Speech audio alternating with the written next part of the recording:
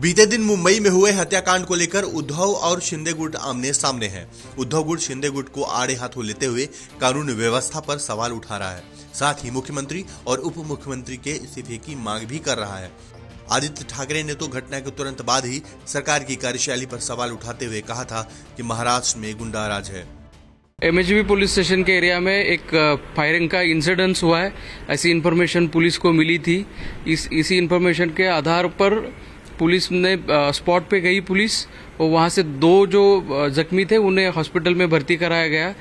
दोनों भी जख्मियों की मौत हो चुकी है और इस केस में आगे की कानूनी कार्रवाई की जा रही है। Yeah, the accused, the one person murdered another and then he committed suicide, as is the prima facie fact as of now, and accordingly FIR being registered. And about the arms used, it will be part of investigation to find out about validity of the arms license in terms of the license, and all the investigation will be done from all the angles, and crime branch officers will do the investigation. वहीं अब UBT सांसद प्रियंका चतुर्वेदी ने भी मुख्यमंत्री और उप मुख्यमंत्री के इस्तीफे की मांग कर डाली है।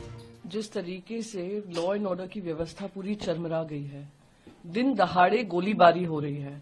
कुछ दिन पहले थाने में सीनियर पुलिस इंस्पेक्टर के कैबिन में एक भारतीय जनता पार्टी के एमएलए ने ये गद्दार गुट के नेता पे गोली चलाई। अभिषेक घोसालकर हमारी पार्टी के कद्दावर नेता थे, उनके पिताजी भी शिवसेना हमारे साथ हैं, शिवसेना में हमारे साथ हैं। जो हुआ है बहुत ही दुखद है और दिख रहा है किस तरीके से गुंडा राज के चलते इतनी बलि ली जा रही हैं, पर ये सरकार को किसी तरीके की ना शर्म है ना लज्जा है।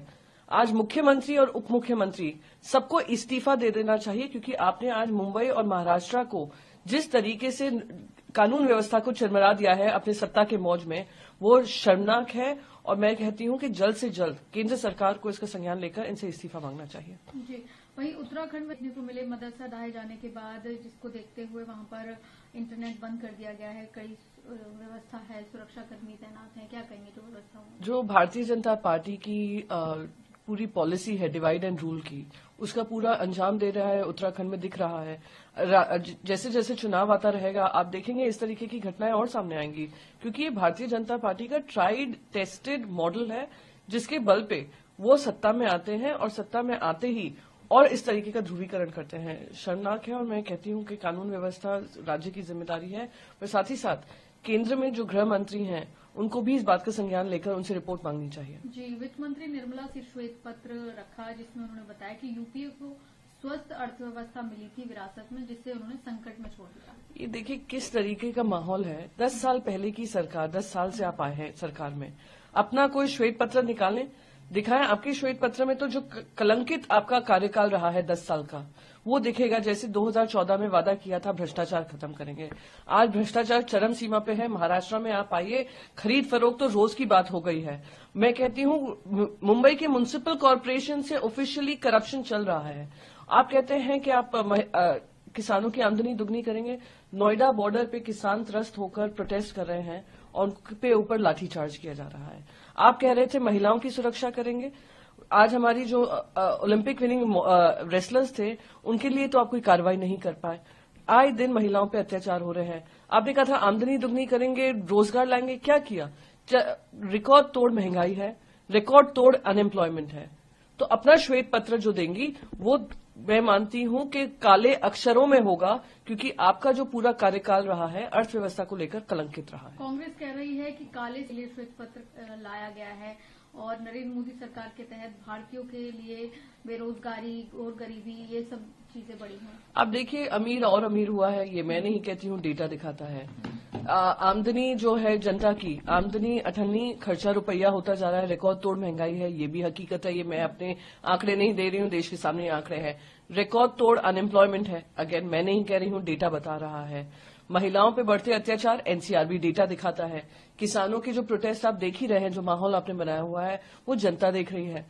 तो आप किस आधार पे 10 साल पुरानी सरकार के बारे में उल्टा सीधा बोल रहे हैं, जब आपके कार्यकाल में फिस्कल डेफिसिट और बढ़ा, आपने देश पे इतना भार ले लिया है, कर्ज ले लिया है कि हर देशवासी के ऊपर 1.5 लाख से ज्यादा का खर्चा है। आने वाली पीढ़ियों के लिए आपने इतना उनके ऊपर बर्डन छोड़कर जा रहे हैं।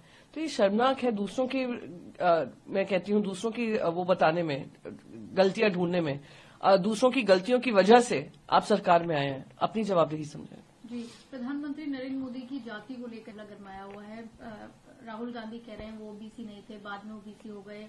क्या कहेंगे इस पूरे मामले को लेकर? मैं इस पे ज्यादा कुछ चर्चा नहीं करना चाहूंगी, क्योंकि हमारा जो विषय है देश को आगे बढ़ाने को लेकर है, देश के मुद्दों को लेकर है, और ये पर्सनल टीका टिप्पणी और आपस में भारतीय जनता पार्टी और कांग्रेस के बीच में क्या चल रहा है, मैं इसलिए नहीं कहना चाहती हूं क्योंकि उस बात में भी सच्चाई है कि ओबीसी कैटेगरी का रिकग्निशन उनको कुछ साल बाद मिला था।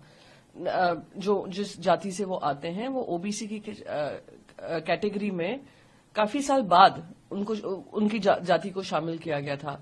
तो उस बात में गलत नहीं है, पर साथ ही साथ जाति वाली राजनीति से के ऊपर मैं ज्यादा बात नहीं करना चाहूंगा। अनुराग ठाकुर कह रहे हैं कि जब पूर्व उप मुख्यमंत्री थे नरसिंह अमीन, उन्होंने ही 25 जुलाई 1994 को गुजरात में कांग्रेस शासन के दौरान मोद और घाची को ओबीसी में दर्जा दिया। तो वही तो बात है ना, उन्होंने कहा वो पैदा ओबीसी कैटेगरी में नहीं हुए थे।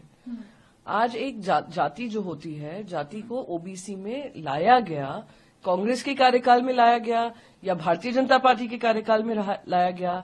हकीकत तो यह है जो उससे पहले पैदा हुए होंगे उस समय पे वो ओबीसी कैटेगरी में शामिल नहीं थे। तो इसको तोड़ मोड़ कर पेश किया जा रहा है और भारतीय जनता पार्टी बात का बतंगड़ बना रही है। और तो मैं तो कहूंगी ये कुछ नहीं है, उनके लिए कन्वीनियंट राजनीति का टूल बन चुका है। मल्लिकार्जुन खड़गे कह रहे हैं कि प्रधानमंत्री खुद को सब कहते हैं, अपने सड़कों पर विरोध करते हैं, ओबीसी श्रेणी में दर्जा कर लिया उन्होंने, लेकिन करोड़ों लोग आज भी ओबीसी में शामिल होने के लिए संघर्ष कर रहे हैं, वो नहीं दर्जा ले पा रहे हैं। अब देखिए महाराष्ट्र में क्या माहौल बनाया हुआ है और इसी सरकार का बनाया हुआ प्रस्तुति कार्यक्रम है। मराठास और ओबीसी में जिस तरीके की आपने वहां पे कंट्रोवर्सी शुरू की है वो महाराष्ट्र में ही नहीं सीमित रह गया है, बाकी राज्यों में भी दिख रहा है। तो जो भी है, जाति हो आपका रिलीजन हो, उसके ऊपर ये जो राजनीति चल रही है ये चिंताजनक है। बंगाल में भी भाजपा विधायक विधानसभा भवन से बाहर निकलने से रोक दिया गया, फिर ममता चोर के नारे लगाए गए। इस पर ममता बनर्जी कह रही हैं कि कोलकाता में विधानसभा भवन से बाहर निकलने से सुरक्षा कर्मियों ने रोक दिया उन्हें। जिस तरीके से माहौल, फिर से मैं कहूंगी, जैसे जैसे चुनाव पास में आएगा वैसे वैसे भारतीय जनता पार्टी की जो सोची समझी राजनीति रही है, ट्राइड एंड टेस्टेड मॉडल रहा है, उस पे हम देखते रहेंगे कि ये कहा दिन दहाड़े गोलीबारी हो रही है। इस सरकार में ना तो किसी प्रकार की शर्म है और ना ही लज्जा बची है। मुख्यमंत्री और उप मुख्यमंत्री को इस्तीफा दे देना चाहिए।